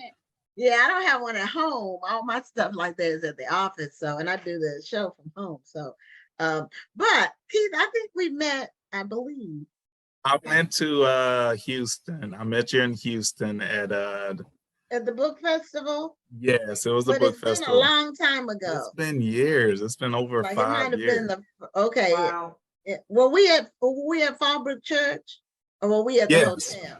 No, wait. No, I think it was at the church. Okay, so I think it's probably like maybe the first year that we were there because we've been there now. This is our, well, it would be our 10th if we hadn't been virtual for 2. So, because we didn't have it in person. So, but I knew it was a while back because you're in Dallas or I was you in were in Fort Dallas? Worth at the time. Fort I was Worth, in Fort okay. Worth.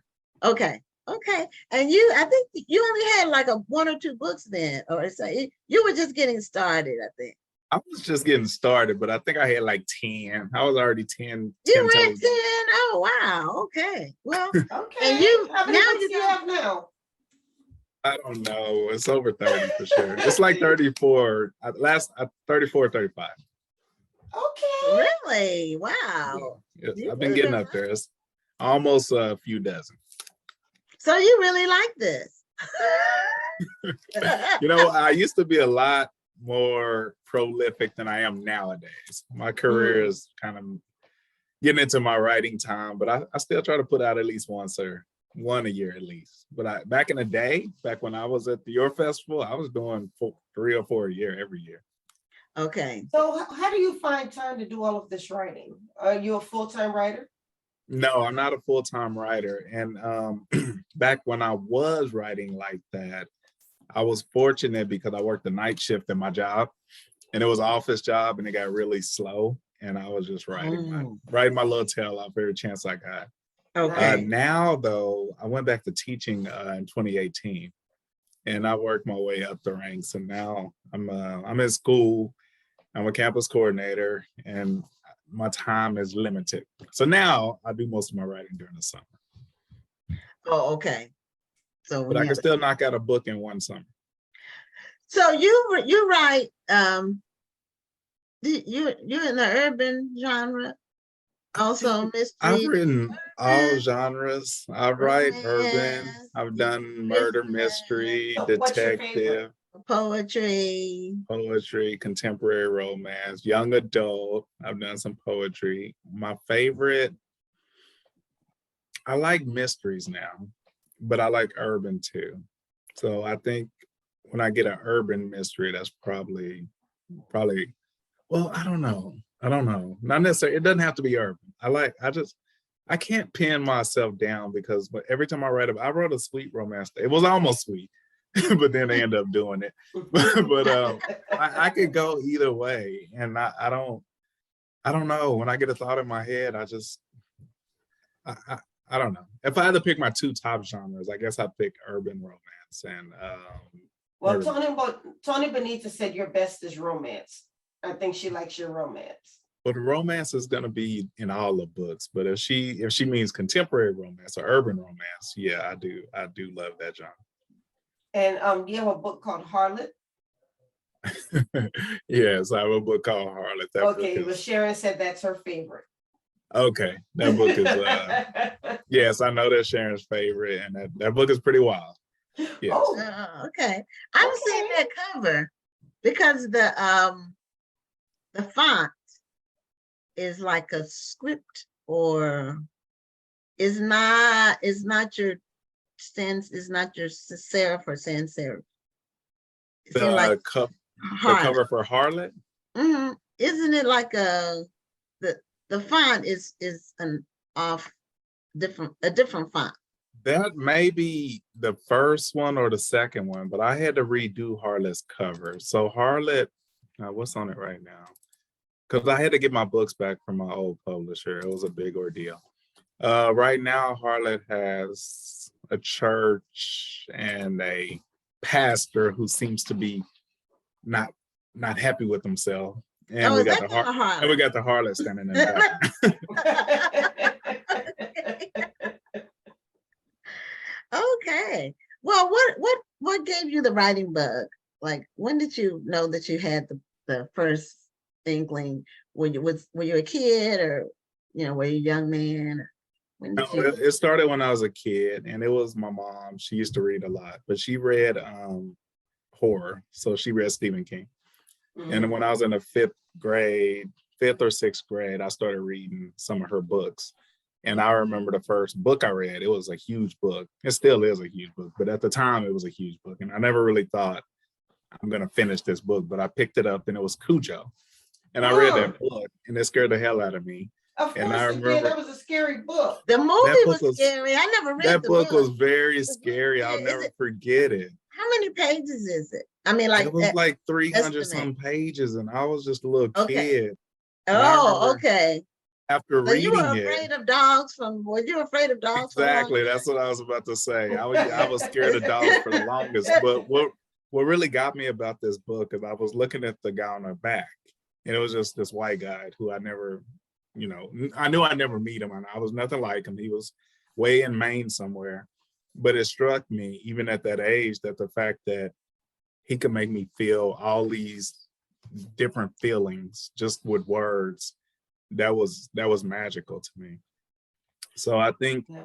just seeing that and feeling that and wanting to do that myself one day, just to make somebody I don't know feel cry, anger, their heart racing, all those emotions that you could put in words, and Yes. that to me is just a beautiful thing.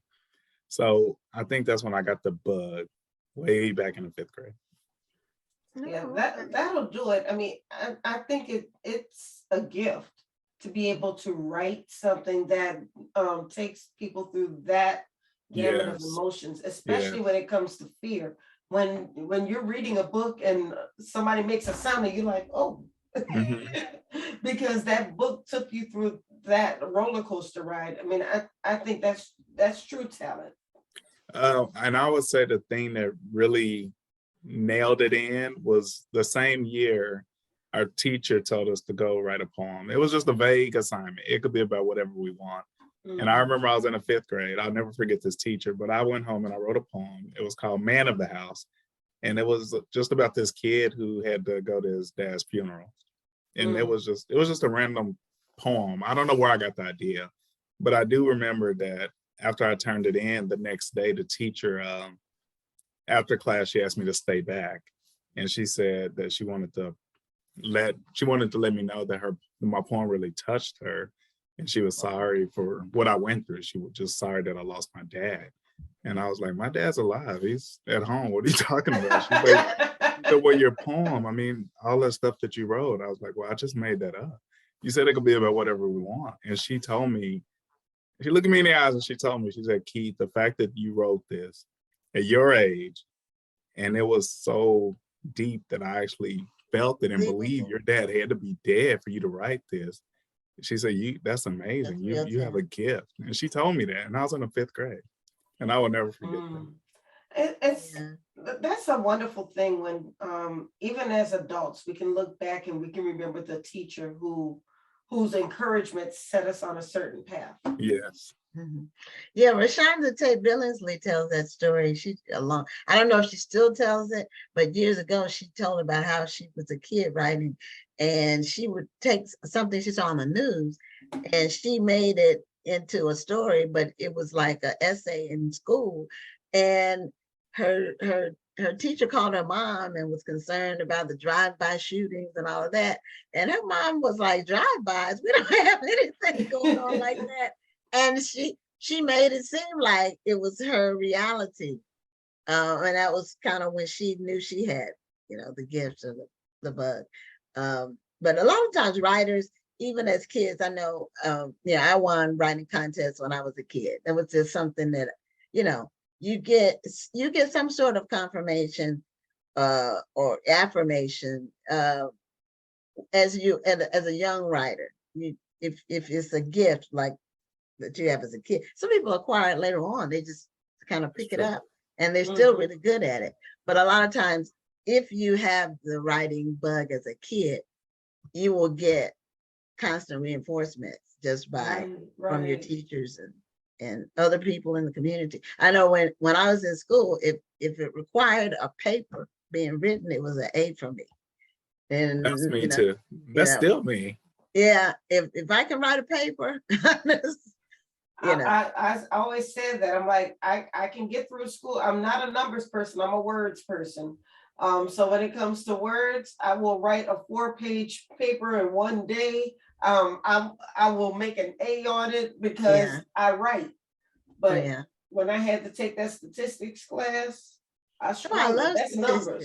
I'm good at numbers. Science was my downfall. I love science too. Numbers was the ones that got me. But I love science. I'm good at numbers, but and I went for nursing, which was stupid. Well, it was a misadventure. It wasn't for me, but having to take anatomy and physiology, that we had to dissect a cat and we had to anesthetize a mouse, I was out of there. I just couldn't. I changed majors after that to business. Never looked back. Well, now that Keith, now that you're an educator, do you strive to touch people the same way you were encouraged as a student? Yes, because I'm an English, I'm not a teacher. I'm not in the classroom anymore, but I was an English teacher and I taught English too. And one of the hardest things about teaching that is it's a tested subject. So these kids are going to take the STAR test at the end of the year. So one of the biggest things that I had to do is get them to the position where they could write an essay.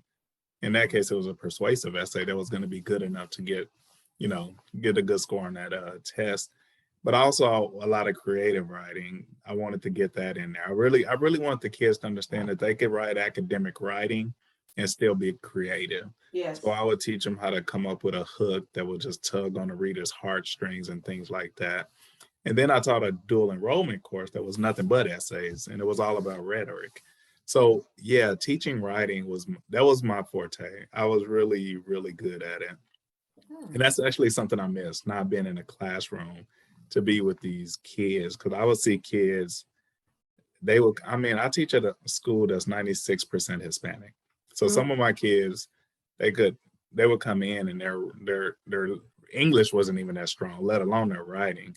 So Right. to move them from where they started at the end of the year and see where they got to, that was always something that just, it really warmed my heart to be able to do that. Something I was passionate about and get them to be passionate too. Yeah, I just noticed that you are in Allen, Texas, which is a border city. I'm in Allen, Texas, but I'm sorry. I said it's a border city.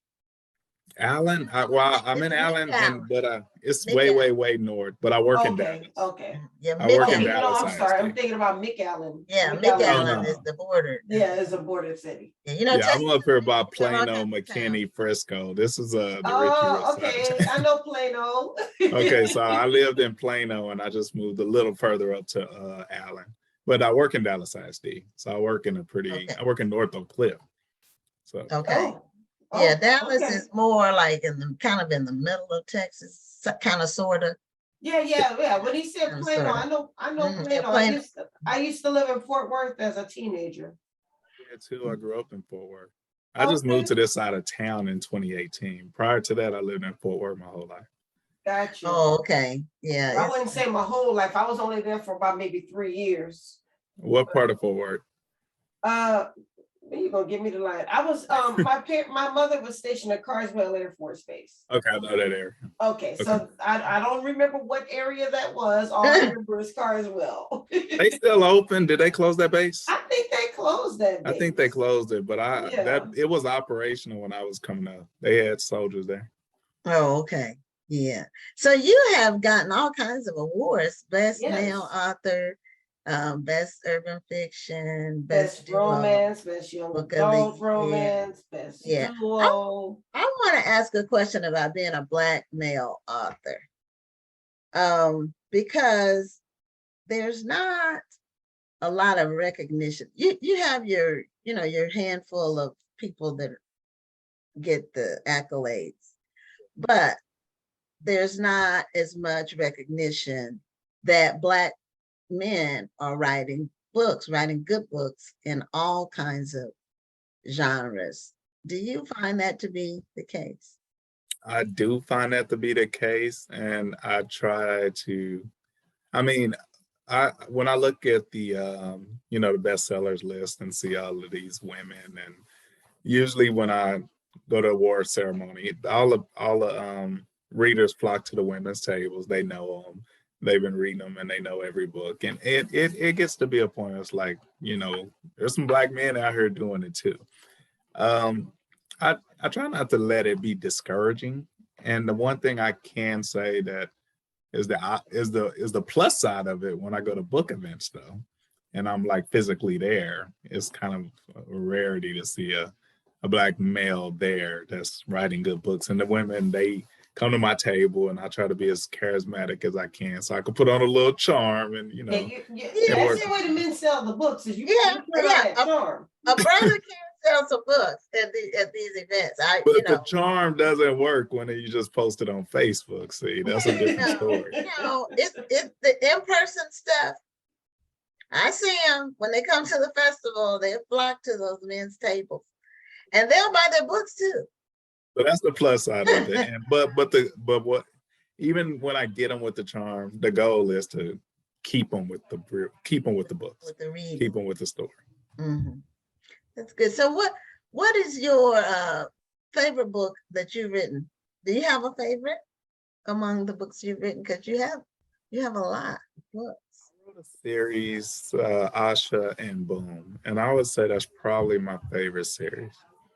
It's got a weird plot. It's about a hitman and a woman who falls in love with him, and it's got the mystery element that I like. So I think right now that's probably my favorite 2 characters of my favorite series. I think I got 3 of those. Okay, Asha and Boom. Asha and Boom. Okay, all right. And that one has how many books in it? 3. Oh, your volume went down. Oh, I'm sorry. There's 3. Okay, there you go. Oh, 3. Okay. All right. Well, Asha and Boom. And the other question I have is, when you do your poetry Do you do that separate and apart? Do you perform the poetry? How does it work? How does the poetry fit in with your other writing? Do you? I do perform poetry sometimes, and I go to these events, and I do like to get up on stage. I started with poetry. That's where I got my start. So when I first started writing as a little one, I joined a poetry club, and we went and just did poetry. I still like to include poetry in my books, but mostly I perform it. But some of my books, like before the chapters, I'll put a little poem in there. And the readers, sometimes they actually comment on it in Amazon. They like the fact that there was poetry throughout the book.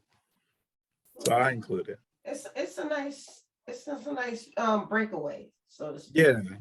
It's like, and I always put it, if I do it, I'll put a poem in there that's an introduction. So I won't just put in a random poem that has nothing to do with the chapter. It'll be an introduction to the chapter.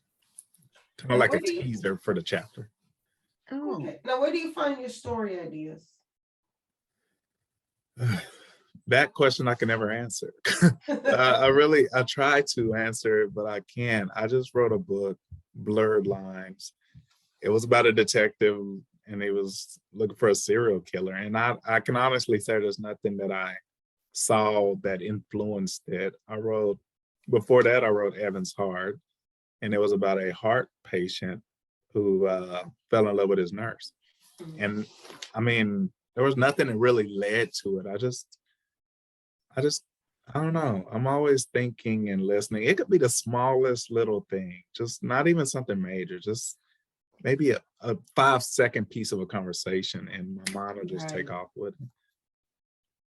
But you mentioned Blurred Lines. You just published that book back in May. That's my most recent publication. Yes. Okay. And can you tell us a bit more about it? So Blurred Lines, it's mostly about a woman, and she's experienced the worst thing a mother can experience. Her daughter has been murdered, and they can't find a killer. And she's taken it upon herself to try to solve this case. And it's also about the detective who gets assigned to the case, and he starts to get interactions with her initially, just to let him know he's taking on a case. But then he finds out that how deeply involved in the case she is. But then some things happen, and they're not always good, that just kind of blur the line between professionalism and just looking into it. And I got the killer as a character in there too. So the killer, I refer to him as the monster throughout the book. I really wanted to do a psychological dive into his mind space. So to put him in the book, and I don't have a lot of chapters where I'm in his head, but the ones I do are pretty profound. So it's a lot going on in this story. It sounds like it. Yeah. And I can say, since you asked about inspiration, when I decided I was going to write this book, and I'm thinking about the book, I knew it was going to be a lot of forensics in it. And I must have I think I watched 2 episodes of Forensic Files a night for 2 months straight while I was writing this book. So every night I'm hearing this this music in my head, but I'm learning from it. So it wasn't like the show gave me inspiration, but once I did decide I'm gonna dive into it, I knew I needed a lot of real life forensic information. And I actually did study from that show because I wanted it to be, and the detective, the whole police department, the way they work a case, where they get DNA from, because all of that's going on in there. And I didn't want it to be like just straight up scientific, but I did want it to be like if a forensic pathologist picked this book up, he wouldn't be like, that ain't right. a lot of the medical shows really have it. Medical shows are like legal shows if they're done right. They actually have great information. They deal with actually real diseases and real procedures. And they still put the drama in there. That's the thing. And then they put the characters, just like the legal shows. I learn a lot. I like legal shows because I learn about the law, and I learn what my rights are and what, I learn about what's legal and what's not legal. And a lot of the law is more like a lot of times when lawyers are negotiating, it's more like it's like a dare. It's like they just will say, well, we'll countersue you or whatever. And they may have no intentions of doing that, but it's like, Yeah, a lot of bluffing going on with the yeah, legal it is. system. It is. So, I learned a lot from those shows, and the medical. I think it's a good way to do some research, because these forensic shows and medical shows are getting so much better at being more true to life, I believe. I've never had to write a book where I needed it though. I've written some books where I needed research, but this was the first time that I needed forensics. So Okay. the book, I love this story. It's wild. It's hard. It was hard to write because the killers, he's still killing. And the victims are kids. The victims are kids. So it's not an easy story to swallow. But the characters are amazing. Well, it sounds like your process is working, because there are a number of people in the chat who are mentioning their favorite books. Tony Benita said that, I believe, Blurred Lines is going to be their book of the month for November. Yes. So people are really drawn to your work. So with that being said, because there are a number of authors and future authors who watch the show, what is your one big tip that you would give to a future author, somebody who wants to write their first book? Because we get it a lot where people want to write a book, but they don't know where to get started. They don't know how to get started. They're afraid of the process. What would be your one tip to people who are in that situation? I would say my big tip is, first of all, to do it. Then don't worry about not being able to get it published, because as we know these days, you could throw your book out there and gain all the recognition you want as on your own. Yes. Make sure you get it edited though. You want to throw a book out there with a bunch of typos, it needs to be professionally edited. And also look into some promotions, because right now the game is saturated with writers. Every day there's a brand new author on Kindle. So if you want to stand out, you need a book cover, obviously. You need a pretty good book cover. You need somebody who could do promotions, and just go for it. If it's your heart, if it's your dream, just go for it. I like it. Yeah. And Tony Benita said that Fixing Tyrone is still her favorite. That's my first book. People, they like what they like, I love that book too. That book got me in the door, and I'll forever love that book. Now, what was Fixing Tyrone about? Fixing Tyrone. It didn't have anything to do with Erykah Badu's Tyrone. It was like that. It did. That's why I picked the name, as a matter of fact. Mia, she's gone to college, made something of herself, making $100,000 a year. But before all of this, she had a relationship with Tyrone, and they had a child, but Tyrone was a hood dude, and he ended up going to prison.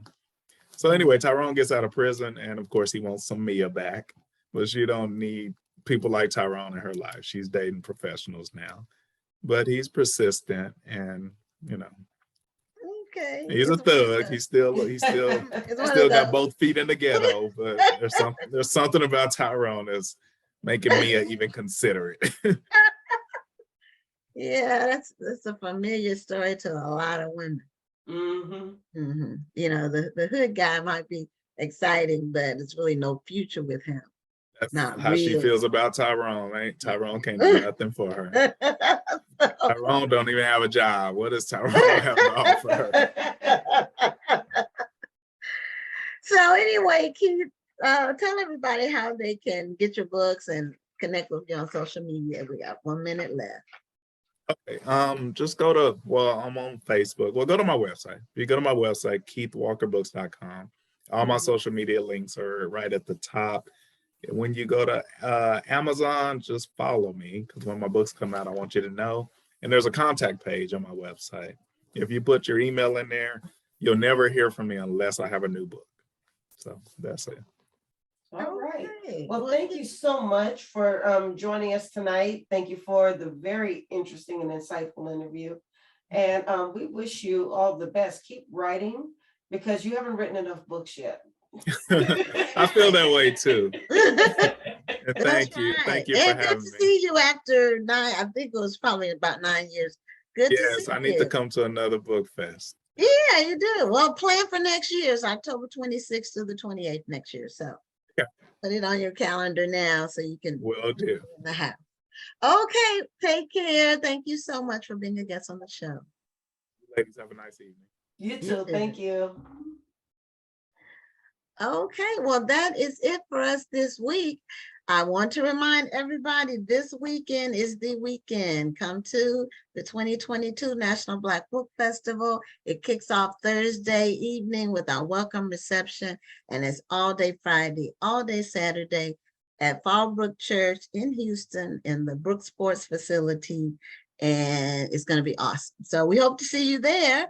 And until next week, as far as this show is concerned, we will see you next Tuesday on Black Authors Matter TV. I'm Gwen Richardson signing off.